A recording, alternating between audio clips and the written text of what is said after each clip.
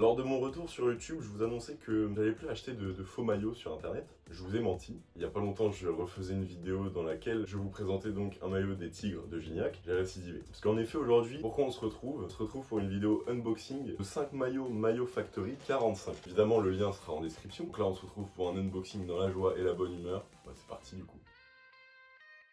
Premier maillot, Benzema. Non, attends, ça c'est le devant, du coup vous n'avez pas encore vu le flocage. C'est Benzema de cette année, 2020-2021, du Real de Madrid. Tous les maillots là-bas valent 19 €, les maillots joueurs, player version 24 €. Donc là c'est la fan version étant donné que c'est brodé. Le flocage n'est pas payant. Donc voilà, de cette année, évidemment l'issue de la saison de cette année n'était pas extrêmement positive. Zidane s'en va, mais Benzema a quand même fait une saison d'anthologie avec 46 matchs, 30 buts et 9 passes décisives, qui en fait l'un des meilleurs attaquants de cette saison.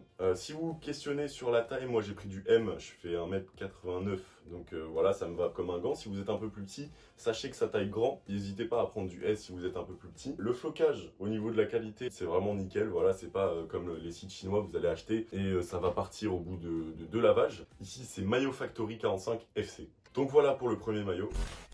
Je vais mettre un peu les maillots pour vous donner une idée de ce que ça donne. Attendez, je vais peut-être me lever. Là, vous me voyez plus, hein. C'est con. Ouais, je suis complètement con. Allez, j'arrête tout de suite. La particularité de ce site, c'est qu'il nous offre aussi la possibilité d'acheter des maillots vintage. Par exemple, un maillot vintage, ça c'est les Pays-Bas 1998. En 1998, qu'est-ce qu'ils font les Pays-Bas? Ils vont jusqu'en demi-finale. On aurait pu totalement les affronter pendant la finale. Donc cette demi-finale se joue au Vélodrome contre le Brésil, un partout, but marqué par Justin Kluivert, pas Justin, flagellez-moi, tuez-moi, Patrick Kluivert sur une passe de De Boer, et donc ils perdent au tir au but malheureusement. C'était une énorme équipe à l'époque, les Pays-Bas, notamment composée de Edgar Davids. Si vous vous questionnez de pourquoi il avait tout le temps des lunettes, c'est parce qu'il voyait mal. Non, en vrai, il avait de graves problèmes oculaires. On se souvient aussi de sa hargne et de sa méchanceté un peu sur le terrain. Bon, évidemment, je dis ça parce que j'ai vu des compilations, parce que j'étais pas né de toute façon.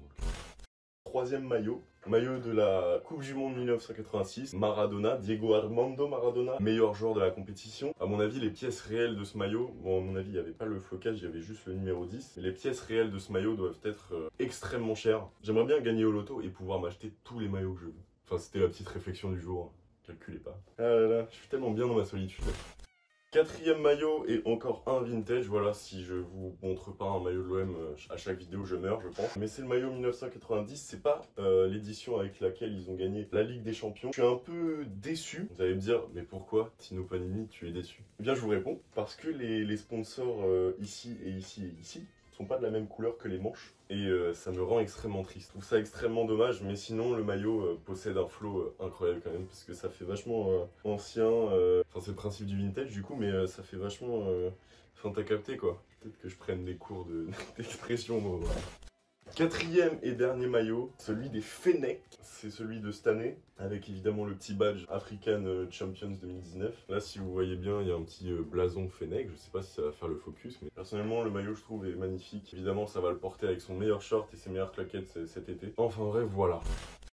J'espère en tout cas que la vidéo vous aura plu. Dans ce cas, tu n'hésites pas à liker, partager, t'abonner, mettre la cloche, ça ferait grave plaisir. Puis moi, comme d'habitude, j'ai 2-3 trucs à faire, du coup, je pense que je vais te laisser. Salut.